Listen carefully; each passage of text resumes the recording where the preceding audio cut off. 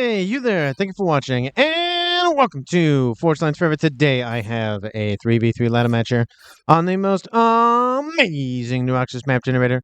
Let's go ahead and introduce our teams and our players. Starting off with Team 1, also known as the Red Team in the Northeast, and ending with Team 2 in the Southwest, also known as Blue Team.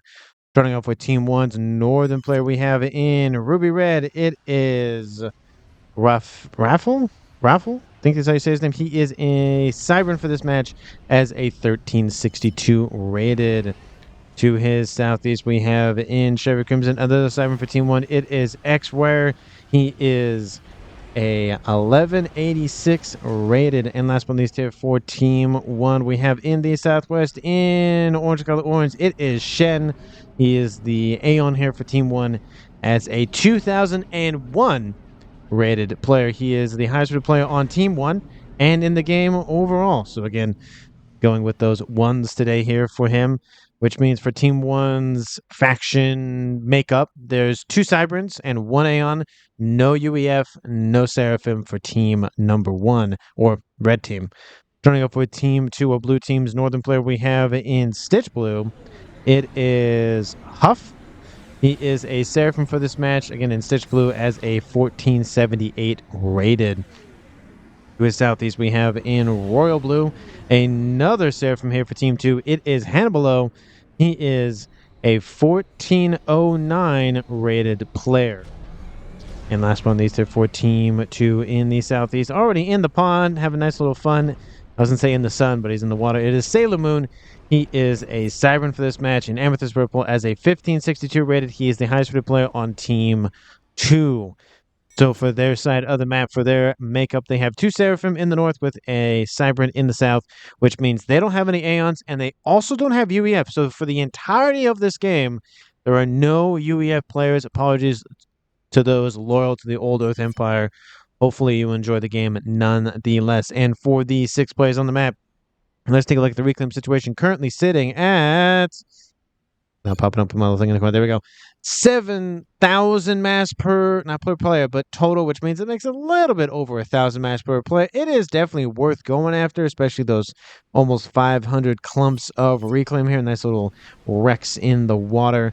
So again, like I said, definitely worth grabbing, as well as there's a couple of wrecks down there in the southeast. And of course, as everybody can see, there is a huge section of this map that is covered in water.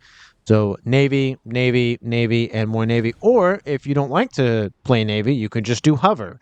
It's like land, but it's over water. So there's that. Take a look at the southeastern side here for the mechs territory lineup count thingamajig that I do every game. We have a quad mechs position here for Team 2, Sailor Moon to grab, as well as a decent amount of mechs in the back line, almost on their own little isolated little landmass over there. And there is kind of clumped in the middle. Nice, what is that? 5, 6-star mechs. 1, 2, 3, 4, 6-star mechs. So definitely worth going after, as well as, of course, a 5-star mechs in the middle and in the northwest as well, with a Trimex on this nice little island that looks like a really kind of smushed Xbox or PSN controller. I'm more favorited to the Xbox side of things because I grew up on Xbox and then I transitioned to PC, and I have never gone back because I think PC is master race. But anyway, taking a look at where players are headed up to in this game, we see that Sailor Moon is down here in the southeastern corner with Shen over here as well. We do see Hannibal is in the middle here. Nice, taking a little dip into the water, and we do see Team 2's Huff is still in his main base. Team 1, very similar things, except for XWAR is on land still. His northwestern teammate of Raffle is up there, and then we do see possible come action will most likely occur here in the southeastern corner, and that might actually be some of the only come action, given there's a huge section of the map that is covered in water. Players are going to be less inclined to go at one another. We do see a couple of units dropped off from Team 2's Huff onto XWAR's position, or XWare, I should say where, not XWAR, because that is a different player. So X-Ware. It's a W. Not an R, W. Gun started here in the southeast here for Team 2. Sailor Moon going for that gun, speed, and range. And T2 started for Hubscom in the west. We do see units have been dropped off here for Team 1's Raffle. or raffle. Well, I think it's raffle, yeah. And he's maybe going to do something with those. He's probably going to go for Team 1 land spam and just kind of annoy Team 2 on this section of the map. Again, he hasn't done anything just as of yet, but he probably was assuming that they may not have made it. But again, he's probably busy microing other things on the map. So far, no comm action has occurred as of yet. There is a Team 1 PD emplacement here protecting Sailor Moon's comm, and Shen is kind of avoiding that T1 PD like the plague. Doesn't want to engage that scenario. We do see a couple of units out from him going for Hannibal's facilities. Not a good day for him in the water, trying to get some Team 1 torp launchers online. Don't think that's going to happen. Even if he does get one, it'll kill off a couple units, but won't kill off everything. We do see a couple of units dropped off by X Ware in the middle of the map. We do see northwestern corner. A couple of facilities were established, but unfortunately, Team 2 did spot them, and I don't think they're going to last much longer. Lovely attempt, but sometimes it happens, sometimes it works, sometimes it doesn't. So just kind of the way of things. Southeastern corner, still no comm action as of yet. Even with that gun comm online, Sailor Moon might go for stealth. I mean, I do love that there's just a Team 1 PD right here, but it's going to get outranged by a couple of units. And, you know, a lovely attempt, but just not really the best placement and whatnot. We do see torpedo started for Sailor Moon. Interesting. Again, when you're underneath the surface of the water, you can't fire your main guns, which makes this Cyber the one and only faction in the game that can actually have a offensive capability with their comms themselves in the water with the torpedo upgrade. Granted, you know, you can do region ore, you could do, you know, building T2, T3 stuff, all that kind of thing normally by everybody else, or region ore being a Seraphim thing. But in terms of offensive with the comm directly, Cybers are the only ones. Kind of below, trying to really spam up those T1 emplacements, and it looks like it will be enough, but again, he has lost his facilities, and it has given Team 1 time to possibly upgrade the T2. No, unfortunate, but they do have the time to do it nonetheless. Northwestern corner is kind of, again, devoid of the everything on the map. Kind of surprised that the map generator did not generate any mexes in the water. It's strictly on land. That's probably a setting in the map generator. You could probably say no mexes in the water kind of thing. Again, I don't look at it too hardly or too much. I mean, there's probably a setting for everything in that thing, to be fair. How many mexes, how many groups of mexes, what kind of map, what's the layout? Maybe not the layout. Anyway, you get my point. Anyway, rambling on about nonsense. Northwestern corner, we do see reestablishment of Navy over here for Team 2. Looks like is going to be Huff in the water now, while Hannibal gets his stuff back online. We do see Team 2 is playing on the southeastern corner of Sailor Moon. Is kind of isolated. There's a couple of gunships running around now here for Shen, and Sailor Moon has to be very careful. He could easily get, again, cornered literally and figuratively in this section of the map, so he just has to be very cautious about how long he stays there. He can hide in the water a little bit and pop back on land, hide back in the water, so there is an avenue back, but he just has to be very careful, because the longer he stays there very far forward, especially with no support, not a good idea to do. Shen, gun speed / range on board. Sailor Moon, of course, gun and the torpedo upgrade. Both of them, of course, have the first comm action occurrence of the game. Probably, again, with one of, if not the only, comm action in the game. And they're still going at it. We do see that Shen has popped into the water. Sailor Moon is dropping hit points a lot more than I thought. Those gunships coming in clutch for Team 1's Shen, and that will be a kill. I look away for 5 seconds. And gunships come in and just rip that comm apart. So apologies for missing some of that action, but I caught the tail end of it. Team 1 is now in the lead for comms left alive at almost 14 minutes on the clock. It is a 3v2 in favor of Team 1. And now the southeastern corner will most definitely go to Team 1's Shen, just because he's there and nobody else is. And he can micro there a lot better because he's there. So that will go to him probably in the next 5-10 minutes. It depends how many resources Team 2 puts into this. Specifically, it looks like it went to Huff, so we'll see how much focus he does give that. I don't think he'll give it too much. Yeah, he's losing some mexes. There's that quad mex over here, but it's not a terrible loss, but it is a loss nonetheless. In terms of the eco situation, Team 2 is winning, so even if they do lose that, they're still leading the game by a little bit. But again, Team 1 can come back with taking these positions offline and then taking them for themselves. Gunships are going to clean out. Speaking of which, the quad max positions here, there is T1 AA built. They'll kill off some of the gunships. I think they kill almost all of them. The PD emplace or the AA emplacement does get taken out, but most of the gunships are dead, and there's more all the time. So that position will fall for Team 2. In the West, tons of spam online here for Huff. He's really going hard into the paint for Navy, getting those laser destroyers online. Hopefully we'll see some cruisers from somebody in this game because, man, do I love those missile cruisers. They are deadly. They are annoying. That's probably possibly the best reason why I like those things, because they are annoying. You have a missile launcher constantly, like infinite missiles and infinite AA. Granted, all cruisers have infinite AA, but there's no ammo in this game. Oh, I mean, actually, no. Technically, there kind of is ammo with the missile launchers and the nuke launchers. But besides that, there's essentially no reloading of any magazines or anything like that for standard units, that sort of thing. There's no reloading torpedoes. It's just how fast they fire, and they just keep firing at that rate. I guess you could count that as the reload, but I think everybody gets my point. Anyway. Gunship's going to be pushed back here. We do see some hovertech units being deployed by Team 2. There's some Zui mixed in with a couple of Ayashaba T2 mobile flak cannons. Again, the mobile flak in Navy, very, very important, because those torp bombers will come in and wipe you out. But the benefit of hover, torpedoes do nothing, so all the benefits and none of the risk. Not necessarily, but you know, we like to hopefully think of those terms in some instances. At least T2 naval headquarters here for Team 1's Raffle. Kind of not really where I thought it would be. You would think it'd be over here in the northeastern corner, but it's not. And we do see some torp bombers overhead. The facility will possibly be fine.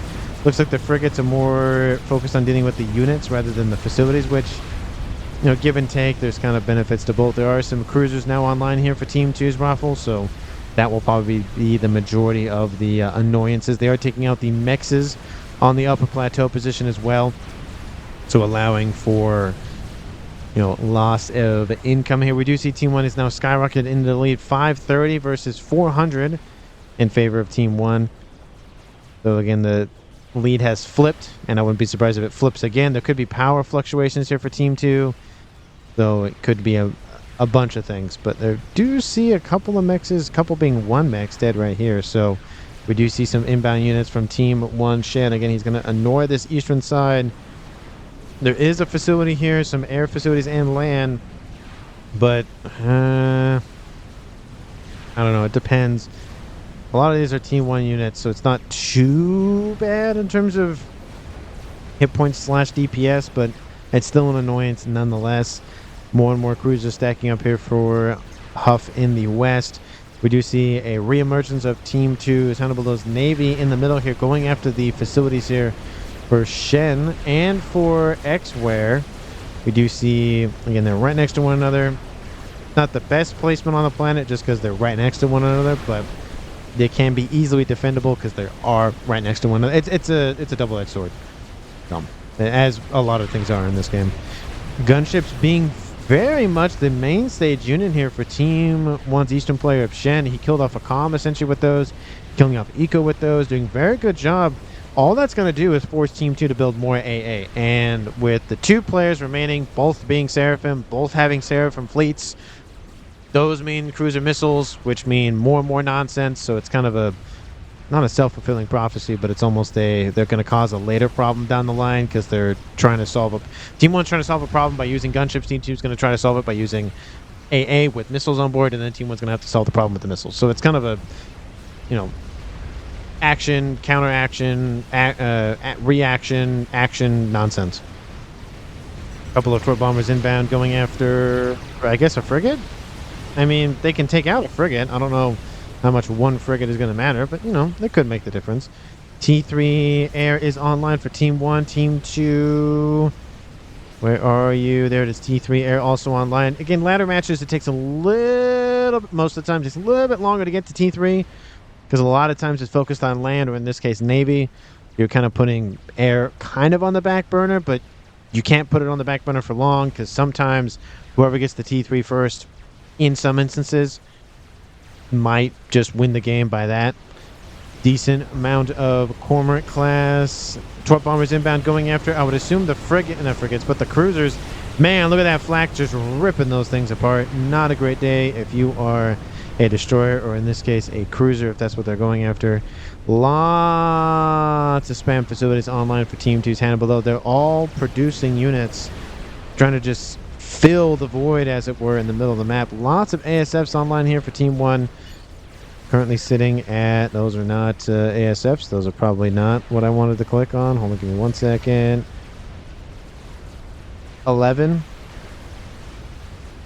Yeah, well, that's not too bad. Team 2. I clicked on the wrong. Did I click on the right thing? I don't click. Oh, I don't think I did. There we go.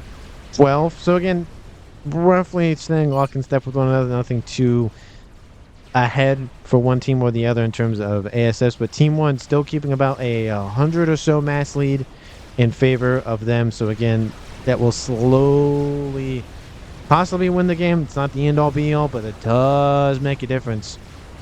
Not gunships, but bombers just being constantly shot at by all of that flak, all that, either it's T2 hover or T2 cruiser or T1 or whatever. It's just being constantly shot at. And it is Aeon and Cybran versus Seraphim naval vessels. Again, the laser weapons don't miss, or they don't miss 99.99999% of the time. So that is a huge thing in their favor. But there are some T3 gunships now online for Team 1's X-Rare, and that will definitely drive back this naval force here for Team 2. So it's going to be probably a little bit more, not standoffish, but a lot more cruisers coming online here for Team 2, especially down here. Up here to the northwest, it's not too bad in terms of stacking of those cruisers, but it does make a difference. Couple of bombers inbound for said cruisers. They're going to probably wipe out at least this one. Black will try to eliminate before the bombs drop. The bombs will drop, or the torpedoes at least will drop, and ooh, just barely. I think if it wasn't for the additional hit points, that thing would have died. So definitely a nice little veterancy there for those units, keeping those alive. In the south, there is some facilities knocked out here for Team 2. There's more hover inbound, as well as a couple of gunships, those ones we were talking about earlier. Team 2 needs to deal with this southern problem, because the more they poke and prod and snip and just, slowly carve away, it's going to really eat not only to the eco, but just the everything. Facilities in terms of production and power and all that. Now we have ASFs escorting the gunships with a lot of interceptors backed up with them as well. So lots of cannon fodder with the mainline units, as well as the units that will do the damage back here. So definitely going to be bad here for Team 2 if those ASFs do not come here and intercept that. Even if they do, Team 1 might have enough to just say go away. Then here comes the just ripping apart of more mechs. Team 2 was behind in eco. So let's say they started with 600 to make the math easy, and we'll see how far down the rabbit hole they go after this inbound attack from gunships. Going back to the Navy here in the east, more and more bombers inbound. The T2 variety, again, slowly eating away at the destroyers, eating away at the cruisers, trying to eat away at all the T2 units. At least that's what I would pick. And mainly the cruisers, so that way you rip those apart. Gunships trying to help out with AA weapons on board. ASFs looks like they're pretty not great. Not great. Looks like there's a little bit more ASFs online for Team 1. Actually, a lot of the gunships aren't dead. A lot of transports are dead, though. I'm looking how many dead mechs is here. We have 3, 6, 10, 13 dead mexes. That is a lot of eco, and there's still at about 600. There's probably some upgrade. Well, it's probably 50. There's probably upgrades and stuff going on at the same time, so it kind of offset the losses there. But still, we now have a T3 mechs vulnerable. A couple of gunships. Are they going to take it out? Nope. They take out a mass storage. They take out. That's it. Now let's take out that T3 mechs, and looks like the ASFs again just not necessarily being airlocked, but essentially being airlocked. This is not great for Team 2's overall eco situation, because they are dropping pretty quickly. Now it's 250 in favor of Team 1.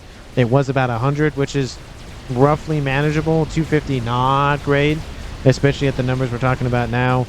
And gunships still ripping apart mechs after mechs after mechs. These things have gone on such a tear here for Team 1's X-Ware, and that actually might be play of the game, or the one of the plays of games or whatever. in winning the game here for Team 1. Look at this, just so many dead mexes. They're going to get another one, and then they're saying, okay, we're gone.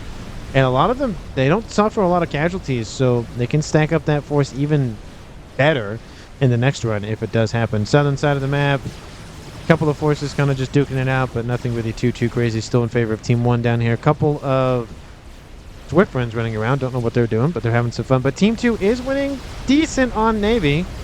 We do see if the T2 naval headquarters here for the Aeon side of things is gone by the looks of it. There's still the Cybran one under the control of Shen. We do see the Cybran, Cybran here for Shen, Cybran one here for XRAR, and of course XWare, and then Cybran one online for Raffle. Northwestern side, nothing really crazy has happened. It's kind of just been the same kind of scenario, same kind of story for the past, I don't know, 10 minutes maybe. But there is a lot of bombers stacking up. I think they're going to go in waves. Definitely a smart play there. All the flak doesn't wipe them out in one little pass there. Oh, look, the ASFs and gunships are back. Look at that. They are back, causing more havoc. Team 2 just cannot catch a break. More mechs is down in the middle. Team 2 is losing eco. Now they're below 450. And Team 1 is still going up. Not as fast as they were a minute ago, but they're still going up. Momentum, forward momentum at a minimum is better than none. This facility is knocked out. All of the bombers go for one of them. They could have split focus and going after this headquarters here. Looks like they might grab it.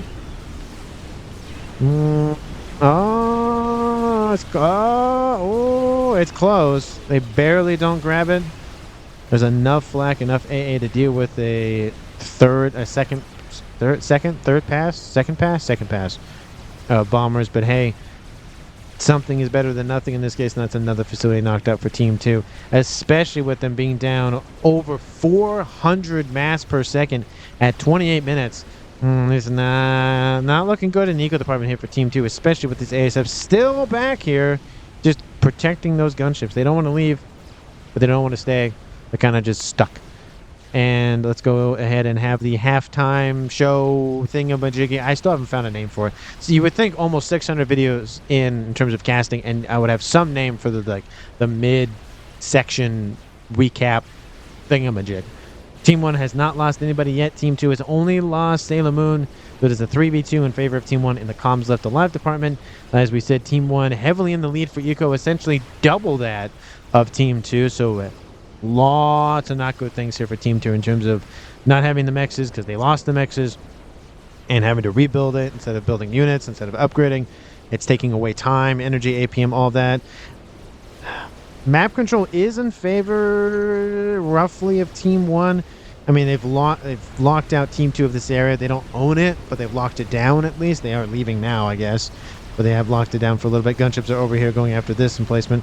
But the water is fluid. The Navy is fluid because it's always back and forth. Very easy to essentially claim territory if your boats can move very easily on land. It's not as restrictive on water than it is on land. There we go. Well, let me know down in the comments who you think is going to currently win this game. Of course, if you haven't done so already, please like the video and subscribe to the channel. And one note I will make for those of you who have gone to the 29-minute mark in the video, I am using my new mobile setup for the first time. If there's any audio issues, video issues, any sort of things that you notice, please let me know.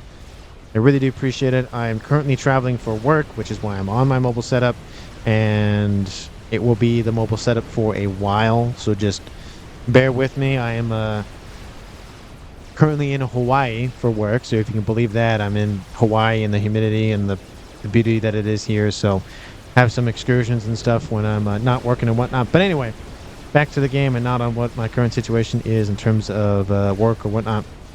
These gunships still just will not let up, and Team 2, you know, they are back up to 500, but Team 1 is at 1.1 roughly, and it's just not looking good here. You see a couple of those Barracudas online. Great unit to deal with a lot of D2 Team 1 units. Getting to the T3s, they are nice, but you really have to get stacking them up quite nicely. You can augment that with torp bombers to really just blitz a couple of units down. We do see the headquarters is now up to T3. And is he going for the battleship? He's going for I think he might be going for Yasau's, actually. That's going to be a good counter. We do see a couple of Solaces online. Not the T3 strap bomber from the Aeon, but the T3 torp bomber from the Aeon, the one and only T3 in the game in that department. And he's sending forces over here. They drop so many torpedoes in one pass. It's just insane. Hovertech units getting into the main base here for Team 2's Hannah below. Do see a couple of destroyers still online to help defend. Looks like he is going for more and more destroyers. And again, the Blazes, the Hovertech units in general, they don't do a lot of DPS, but they're hover. They're more versatile than other, mainline T2 units, the Ilshis, the tanks, that sort of thing. And if you can hover, you can traverse the map a lot easier than if you can't hover. And lots of engineers are dying here. We even see some counter hover coming online for Hannah below as well. And looks like he's pulled his destroyers away. Did those destroyers die? I don't know whether they were here a moment ago and now they're gone. Torp bombers inbound going after the headquarters again. It is a beefy call to go for that thing. There's lots of hit points on board those headquarters. A lot easier to deal with the more regular, I'm not inferior, but the regular T3, T2, T1 factories. And we do see the last little solace might get a drop. Nope. Does not get a drop in, but it will be some reclaim for Team 2. The facility will mostly be fine. More drops inbound. That's a lot of nonsense. A lot of plasma inbound. Ooh, maybe 2 or 3 more at the same time will be enough. Maybe at least 2, if not 3. Hovertech units have made it over the hump, as one might say, and now they're in the base for Team 2. Team 2 is just losing chunks of their territory. We do see a huge resurgence in Navy, at least on this northwestern side. We do see that Raffle has lost his headquarters here. I think it was only T2. And we do see a lot of the facilities are knocked offline here for Team 1. So at least Team 2 does have Navy for the most part. If you don't count the Hovertech, if you count the Hovertech, it's not exactly there as yet. And of course, it will make the Yasas kind of null and void because Hovertech units don't really work for torpedo destruction nonsense. Anyway, still the ASF sitting back here and the gunship still sitting here. I wonder if they're going to just kind of sit there for the entire game. I'm surprised that Team 2 isn't building some, T3 AA in some other places on the edges or something, just to essentially lock out all of those units. They're probably busy doing other things. I don't blame them, but that is just an annoyance still there, festering. It's like a wound. You have to clean it. You have to, dig out all of the nastiness and heal it up and whatnot. Nothing big happening here for Team 1 in the main base there. Another air grid over here. Still love this secondary air grid, though, here for Team 1, but looks like it's getting bombarded by missiles, which, again, those missiles, they're coming into play, and there are T3 mexes being killed off. Not great for Team 1's eco. They still are double Team 2, roughly, but that number might drop here pretty quickly if those cruisers stay online long-term. Solace is still running around. A couple of laser weapons on board those destroyers. We'll take out another T2 headquarters trying to upgrade the T3. It will be denied, and Team 1 will lose that on T2 destroyers. You can see that one just came off the assembly line, and it's not going to be enough, of course, to build another one. Unless he has another one back there, which answered my own question, so I can just shut up about that. We do see all of those, or at least most of those vessels, inbound from Team 2's Huff to assist. The only issue now is there's whalers over here for Team 1's Raffle to help exterminate the annoyance that is the cruisers. And the unfortunate thing is, because the fact that these are destroyers, and well, not destroyers, but they're laser destroyers of the Seraphim ones, they have to have direct line of sight, no arc, no nothing. That's a lot of DPS that's just going into the side of that cliff. Kind of need to readjust their aim a little bit. Or maybe just pull them back, or just submerge them. You can do that. That is another thing you can do with those destroyers. Whalers still just being annoying over here. I'm kind of surprised that Team 1 hasn't tried to land forces back here. I mean, they have the air down here. Kind of surprised there isn't any effort to land troops and actually take the mexes. I mean, denying mexes is better than your opponent having the mexes, but it's even much better if you can just get something out of it. Even if they're T1s, we're talking about at least 6 there, and then, a couple on the edges. So let's say a baker's dozen, 13 times 2, that's 26. It makes a difference. That is a T3 mex, roughly, if you put that in, a ringed T3 mex, if you put that in perspective. In the middle here, Team 1 desperately trying to hold on to this facility here. There's just a huge cluster here. Lots of hover in the mix. A lot of it is flak. I don't see a lot of the Yenzine in the mix. Looks like they're just designed for dealing with those torp bombers inbound from Team 2. We do see some ASFs inbound to help clean the skies up a little bit more. And we see more cruisers being deployed here to the north to deal with Raffles' bases, but there's a lot of Team D built, so good luck with that. We do see in the east there's another T3 air headquarters. I guess we knew that already because the Solaces, but I mean, everybody on Team 1 has T3. Does everybody on Team 2 have T3? No. In terms of air, they have T3 Navy, just not T3 air. Will this one go T3? Maybe, maybe not. At this point, you might as well go for it because at least it's isolated and it's protected. It's going to be a while before Team 2 gets over there. You can easily try to lock down this position as well. Get some PD on the shorelines and whatnot on the cliff edges. Lots of engineers here for cannon fodder. We do see some Ayashavas and a couple of Yenzin mixed in there. Not a lot, but hey, it's something. And that facility will probably go down here shortly. I just don't know if Team 2 has a backup plan or just a secondary or some other plan. Because Navy is not going to only win this game. It needs something else. T2 started for Shen's Comm. I don't see any big ticket items yet here for Team 2. Again, and their eco has kind of just been thrashed because of X-Ware's just gunships constantly taking out mexes on the edges. That whole group of mexes down there. You know, Team 1 has all of these beautiful T3 mexes up here. No annoyances, no nothing up here. There's a couple of T2 still mixed in. It's mainly T3. 1.3 to 750 is a huge difference. Again, especially at 36 minutes in a ladder match. It makes a difference. Lots of hover inbound. And now we see tickle cannons being deployed. Best unit to deal with Team 1 hover spam. They fire very, very quickly. You can see how just the Zui are not getting anywhere. Maybe a shot or two will be enough. Maybe they'll kill off a T2 max, but they're not going to do any lasting permanent damage. So not going to be a big deal. We do see the gunships are being targeted. The ASF escorts are no longer there. The gunships finally dealt with. 37 minutes. I think they lasted for at least 15 at a minimum. So did very, very well with those gunships. I don't think he really built any more. He just built the half wing or whatever and called it a day. More and more bombers inbound. I think that's going to be the more pressing issue here for Team 1, using those foot bombers to really just deal damage to all these cruisers. Again, some of these will be taken out in the incoming bombing run, and then more bombers will be built, and then more will be taken out. It's going to be war of attrition kind of thing, more than just a killing everything off in one pass kind of thing. Facility is down. Again, there is still that headquarters over here. There's even another headquarters, because why not? That one's upgrading to T3. So Shen going for the backup Well, technically there was a backup for that one, or that was the backup, but now that's the backup for the backup that no longer has the main facility online, so that's the de facto main one. T3, nice little Hathum battleship is online for Hannibal. Are you building some up here? Yes, you are. So we're seeing T3B deployed. I think there might be, yep, there's already one there as well. Those have nukes on board. At least you can build nukes on board. That could be a way that Team 2 fights back in that regard.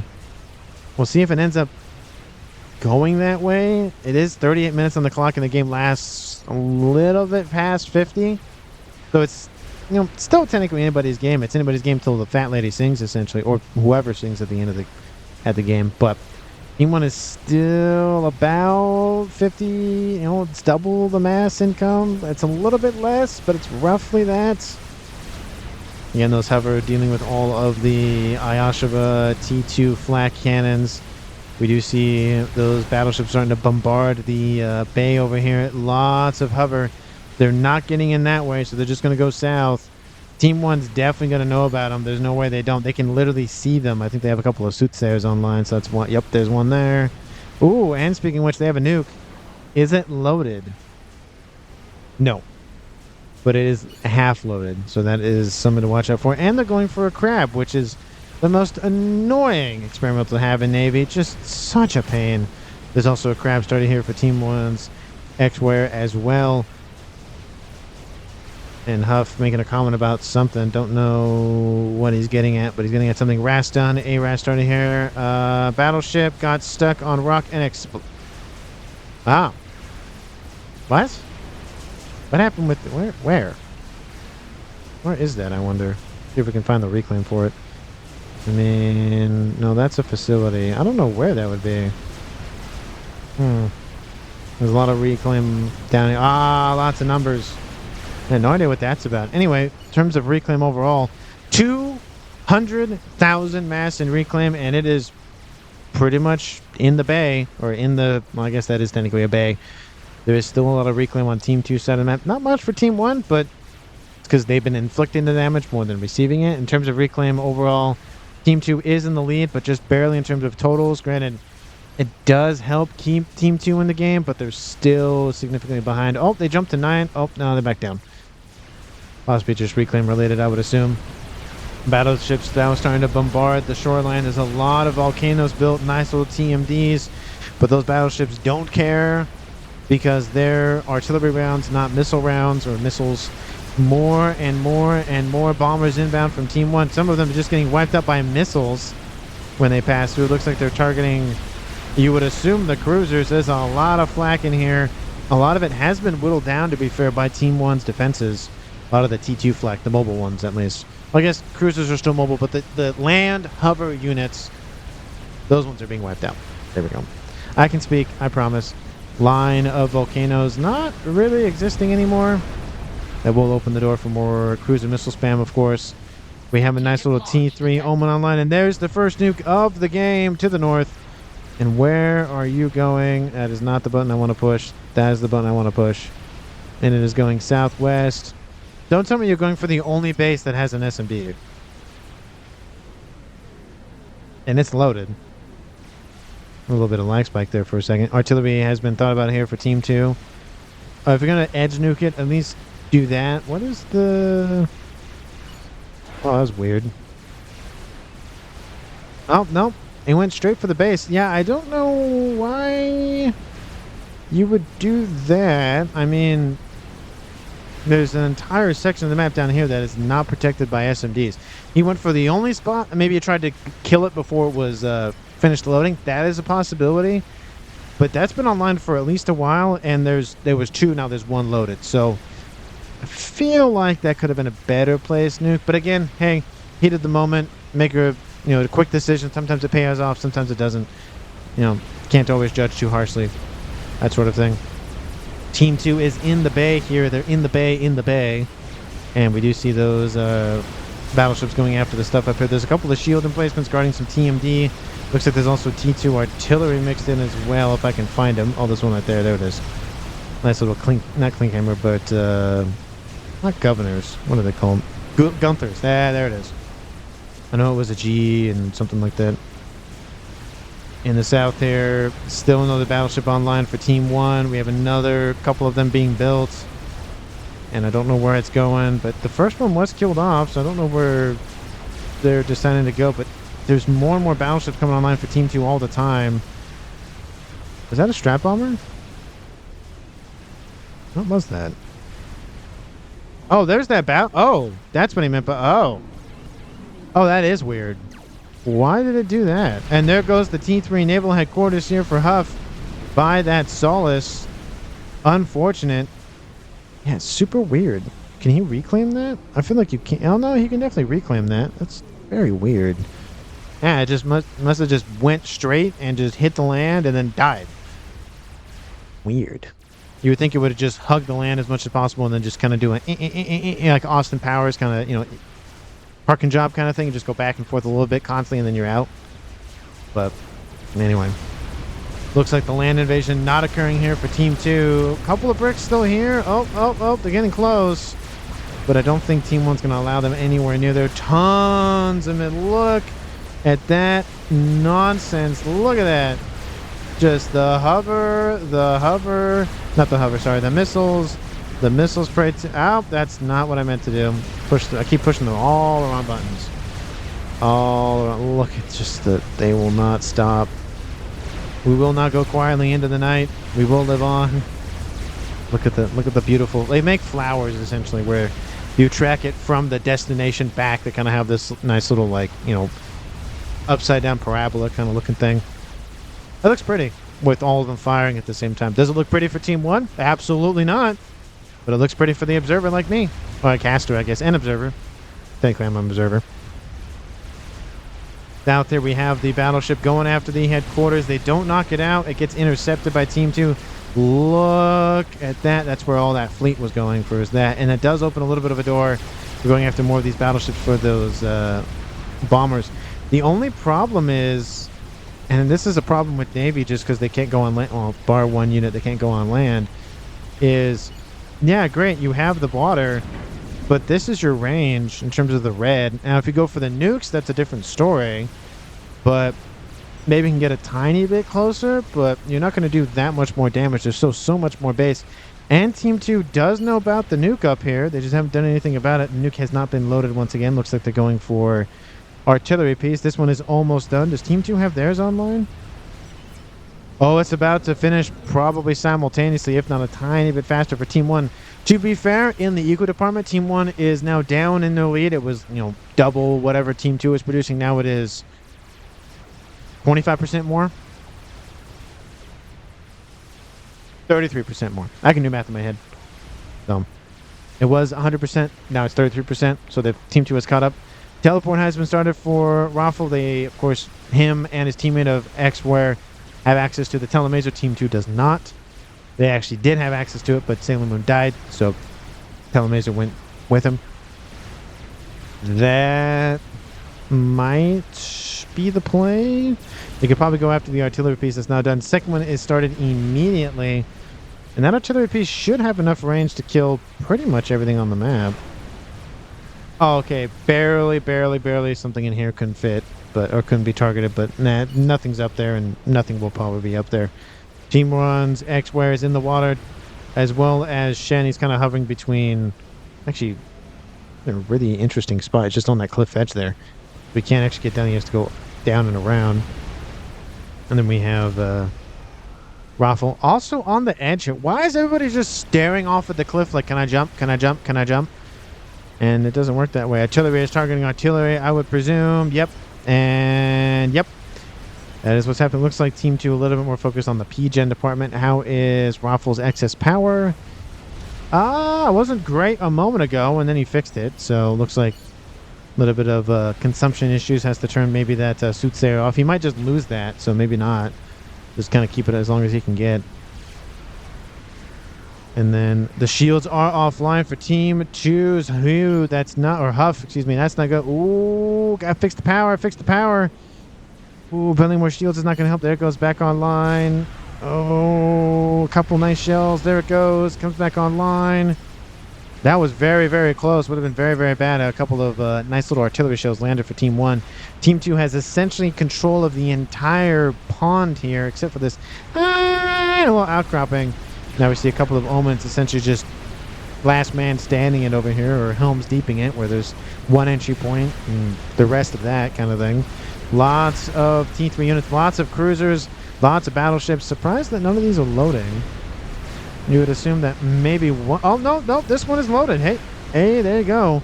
And I'm kind of surprised that Team 2 hasn't launched it. There's no SMD in this base. There is a SMD here and there. And there is one up there. So, Shen's base is ripe for the picking for a nuke. We haven't had one land successfully yet. Granted, we only had one. So 0 out of 1 is still none. But 1 out of 2 is 50%, which is better than none. So we'll see if Team 2 ends up launching that nuke from the battleship. I want to keep saying sub nuke because it's a naval unit and every other faction has sub nukes instead of just a battleship nuke. But hey, trying to correct my grammar. Oh no, it's not grammar, whatever it is. But Team 2 loses Hannibal to Shen's Torp bombers. Nice grab there. Looks like he found him at some point and then decided, hey, you are no longer welcome.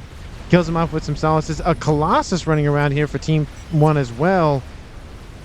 Now that nuke's all important. Got to take out something. It is now a 3v1 game. 48 minutes on the clock. Laser is coming online here for Team 1's Raffle.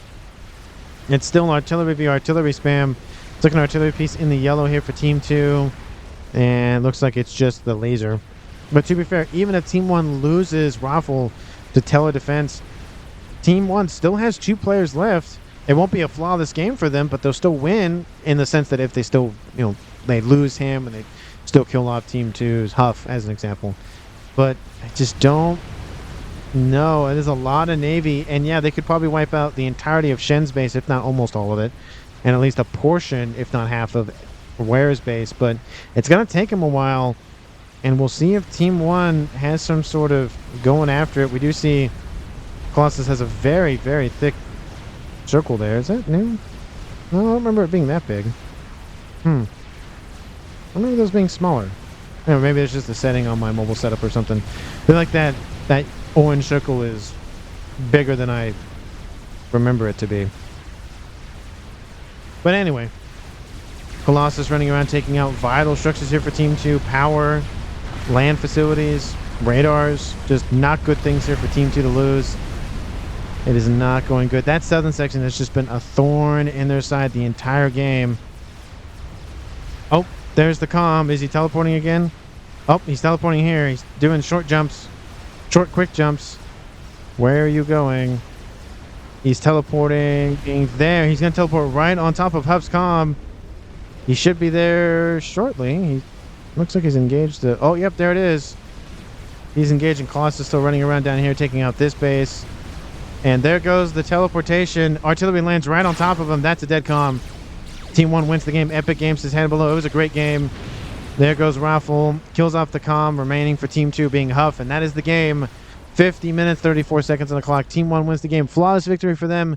MVP for me, I think. I mean, it's maybe got to go to X-Ware just because of those nonsensical whalers just did so much economic damage to Team 2 mid to late game. I mean, Team 2 did catch up eventually. I mean, they were still behind, but they caught up a little bit. But they were hamstringed significantly by just constant destruction of those mexes down here.